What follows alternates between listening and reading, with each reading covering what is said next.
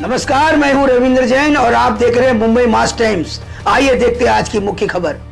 मुंबई आम्हाला महापौर पद किंवा सत्ता खुर्ची यापेक्षा मुंबईकरांच्या जीवनामध्ये आम्हाला बदल घडवायचे आहेत। मुंबईला साजेशी मुंबई दिसली पाहिजे आणि ज्या पद्धतीने मी नेहमी सांगायचो मुंबईच्या बाहेर फेकला गेला तो पुन्हा मुंबईत आला पाहिजे। यासाठी झोपडपट्टी मुक्त मुंबई, जे रखडलेले SRAचे प्रकल्प, जे रखडलेले धोकादायक इमारतींचे प्रकल्प आम्हाला मार्गी लावायचे, त्यासाठी महायुतीचा महापौर होईल।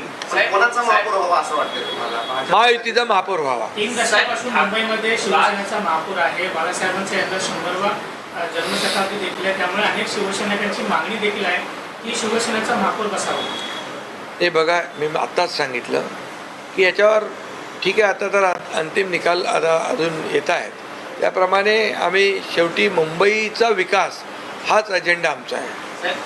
साहेब, ठाकरेवर बोलत असतात तरी राज ठाकरेंचं जे मराठी काळ एक भावनिक आवाहन कुठेतरी त्याचा फायदा उद्धव ठाकरेंना झाला असं एकंदरीत चित्र महाराष्ट्रात मुंबईत तरी दिसत आहे। जे आकडे अपेक्षित होते त्यापेक्षाही जास्त आकडे आता ठाकरे बंधूंचे येताना दिसत आहेत। त्यावर काय इमोशनल कार्ड चाललं असं वाटतं? नाही बघा, शेवटी काय बघा, मुंबईकरांचा कौल आम्ही मान्य केलेला आहे, मतदारांचा कौल मान्य करणारे आम्ही लोक आहोत।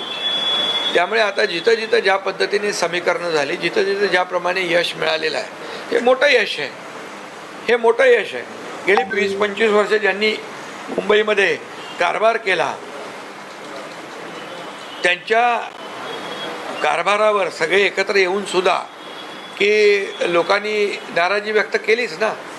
शिवसेना आणि भाजपाला या ठिकाणी बहुमत दिलंच ना। या दादरमध्ये सरवळकर जे आहेत ते तिकडे त्यांना यश मिळत नाही, ते हातात, कारण बराच वेळ ते प्रयत्न करत होते, रिकाउंटिंगला गेले, शेवटी काय, जनमताचा कौल जो आहे तो कौल आम्ही मान्य केलेला आहे। तिथे कुठे काही त्रुटी राहिल्या, काय झाल्या, त्या ठीक आहे, बघता येईल त्या, परंतु जनतेने दिलेला कौल आम्ही मान्य केलेला आहे। मुंबईकरांनी दिलेला कौल मान्य केला आहे। मुंबईकरांनी हे म्हणजे शिवसेना भाजपा युतीला बहुमत दिलं आहे, हे महत्त्वाचं आहे। महिला वोट बँकचा किती रोल आहे याच्यामध्ये? महिला लाडक्या बहिणींचा आहेच ना, त्यामुळे लाडक्या बहिणींचं योगदान आहेच। लाडक्या बहिणी कधी विसरणार नाहीत। मीरा भाईंदर आणि नवी मुंबई अशा दोन ठिकाणी तुम्ही एकमेकांची मुलाखत करा। मीरा भाईंदरमध्ये भाजप मोठा भाग झालेला आहे आणि नवी मुंबईमध्ये पण भाजप मोठा भाग। तिकडे काय परिस्थिती, काय ठरवलं? अजून काय ठरवलं? अजून तर निकाल येत आहेत, निकाल सगळे आल्यानंतर ठरवू ना।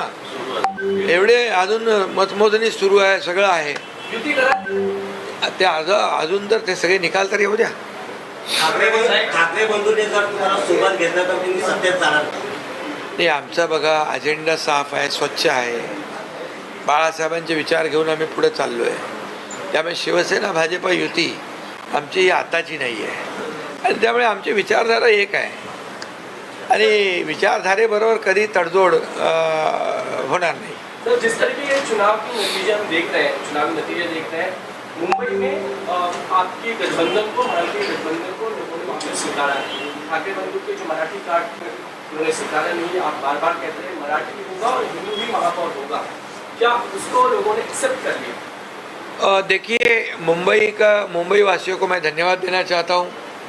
मुंबई वासियों ने ये परफॉर्मेंस जिन्होंने अच्छा काम किया, मुंबई वासियों ने डेवलपमेंट को स्वीकारा है और एंटी डेवलपमेंट को नकारा है, ये साफ जाहिर है।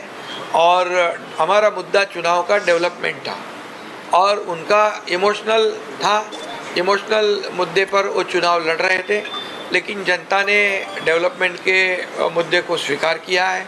लोग डेवलपमेंट चाहते हैं और 3.5 साल से मैं CM मुख्यमंत्री था तब 2.5 साल, अभी देवेंद्र जी मुख्यमंत्री है वो 1 साल, ऐसे 3.5 साल में जो मुंबई के लिए काम हुआ है, रोड का कॉन्क्रीटाइजेशन हो, सीवरेज ट्रीटमेंट प्लांट हो, हेल्थ फैसिलिटी हो, मेट्रो का काम हो, कारशेड का काम हो, अटल सेतु हो, कोस्टल रोड हो, ये जो दिखाई पड़ रहा है और लोगों को विश्वास हो गया कि ये काम करने वाले लोग हैं और काम करने वाले लोगों को ही सपोर्ट मुंबई वासियों ने किया है। नमस्कार, मैं हूं रविंद्र जैन और आप देख रहे हैं मुंबई मास टाइम्स। आइए देखते हैं आज की मुख्य खबर।